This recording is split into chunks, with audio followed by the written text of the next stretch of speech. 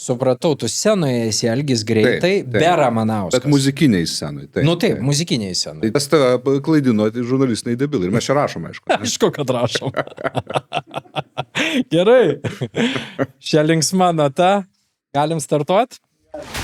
Čia jau nebe demokratija, čia jau yra absoliutus fašizmas realiai. O kas čia sprendžia? Tas reiškia, Alfonsas ir Vaflius. Čia neįsprendžia. Jeigu ten žiūri, kur tu ten debilė, ne tu sprendi.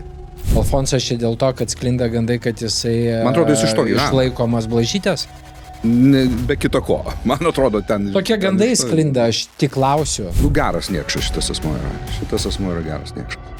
Po šių neįtikėtinai šlykščių Algio Ramanausko žodžių aš kreipiausi į Lietuvos radijo ir televizijos vadovybę. Įsivaizduokim namų ūkį, kur tėvas garsiai pasileidęs rusišką filmą, o mama klauso rusiškos muzikos garsiai. Čia klausimas tik tai pirmą ką padaryti, atimti vaikus ir po to juos sušaudyti, ar prie vaikų juos sušaudyti. Ne, aišku, atimti vaikus ir po to. Tiesa, kalbėdamas apie rusišką muziką, aš turiu minį Gazmanovus, o ne Stravinskius.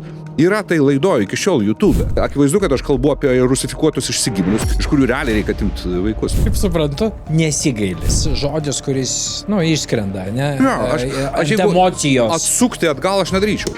Были бы 90-е года, ему точно бы ебасосину бы раз... Ну...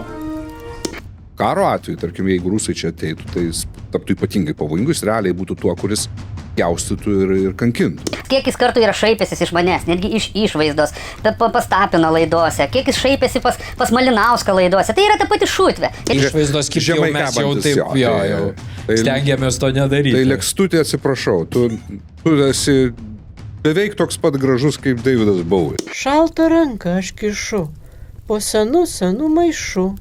Kas tas maišas, pasakykit? Mano mintis perskaitykit. Visi matom, Dominikas pajuto kažkokius šiltus jausmus. Ne, aš bandau atrasti atsakymą. Aš galbūt ją čia kada nors pasikviesiu. Kas aš tu netikiu. Gerai, ką nors pozityvaus. Apie šaudimus negalima, tai...